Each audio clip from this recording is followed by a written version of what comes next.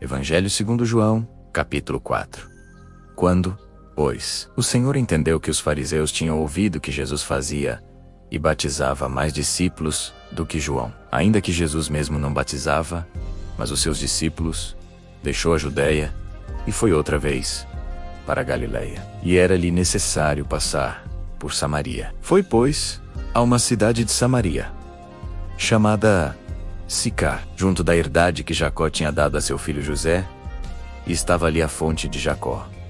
Jesus, pois cansado do caminho, assentou-se, assim, junto da fonte. Era isto, quase a hora sexta. Veio uma mulher de Samaria tirar água. Disse-lhe Jesus: dá-me de beber, porque os seus discípulos tinham ido à cidade comprar comida. Disse-lhe, pois, a mulher samaritana: como, sendo tu judeu, me pedes de beber a mim, que sou mulher samaritana? Porque os judeus não se comunicam com os samaritanos. Jesus respondeu e disse-lhe: se tu conheceras o dom de Deus, e quem é o que te diz: dá-me de beber, tu lhe pedirias, e ele te daria água viva. Disse-lhe a mulher: Senhor, tu não tens com que atirar, e o poço é fundo.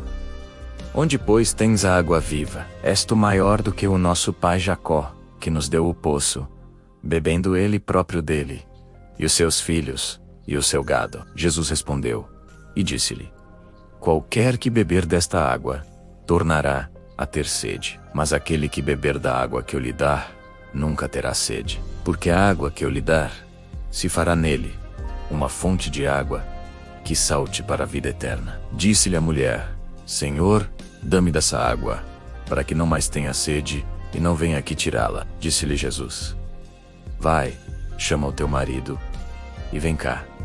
A mulher respondeu e disse: não tenho marido. Disse-lhe Jesus: disseste bem, não tenho marido, porque tiveste 5 maridos, e o que agora tens não é teu marido. Isto disseste com verdade. Disse-lhe a mulher: Senhor, berro que és profeta. Nossos pais adoraram neste monte, e vós dizeis que é em Jerusalém o lugar onde se deve adorar. Disse-lhe Jesus: mulher, crê-me que a hora vem, em que nem neste monte, nem em Jerusalém adorareis o Pai. Vós adorais o que não sabeis. Nós adoramos o que sabemos, porque a salvação vem dos judeus. Mas a hora vem, e agora é, em que os verdadeiros adoradores adorarão o Pai em espírito e em verdade, porque o Pai procura tais que assim o adorem. Deus é espírito, e importa que os que o adorem em espírito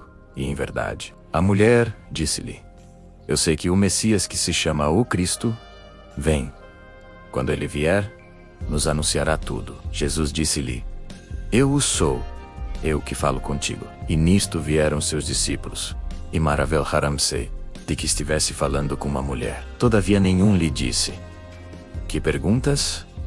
Ou, por que falas com ela? Deixou, pois, a mulher o seu cântaro, e foi à cidade. E disse àqueles homens: vinde, vede um homem que me disse tudo quanto tenho feito.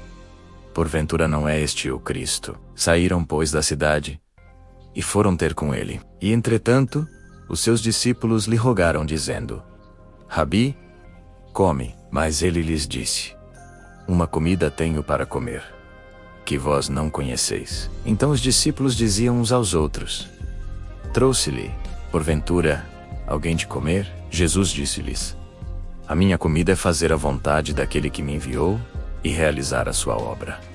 Não dizeis vós que ainda há 4 meses, até que venha a ceifa? Eis que eu vos digo: levantai os vossos olhos e vede as terras, que já estão brancas para a ceifa. E o que ceifa recebe galardão, e ajunta fruto para a vida eterna, para que assim o que semeia como o que ceifa, ambos se regozijem. Porque nisto é verdadeiro o ditado: um é o que semeia, e outro o que ceifa. Eu vos enviei a ceifar onde vós não trabalhastes. Outros trabalharam, e vós entrastes no seu trabalho. E muitos dos samaritanos daquela cidade creram nele, pela palavra da mulher, que testificou: disse-me tudo quanto tenho feito. Vindo, pois, os samaritanos ter com ele, roga-lhe que ficasse com eles. E ficou ali 2 dias, e muitos mais creram por causa da sua palavra. E diziam à mulher: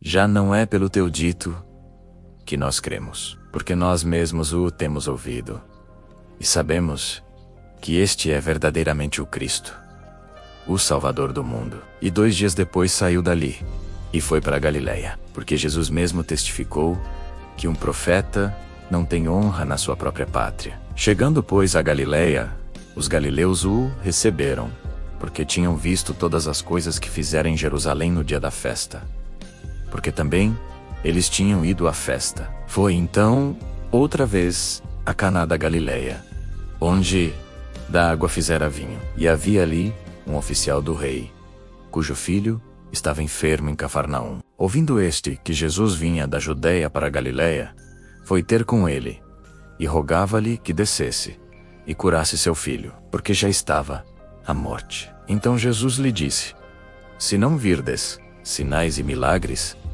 não crereis. Disse-lhe o oficial do rei: Senhor, desce antes que meu filho morra. Disse-lhe Jesus: vai, o teu filho vive. E o homem creu na palavra que Jesus lhe disse, e partiu. E descendo ele logo saram-lhe ao encontro seus servos, e lhe anunciaram, dizendo: o teu filho vive. Perguntou-lhes, pois, a que hora se achara melhor?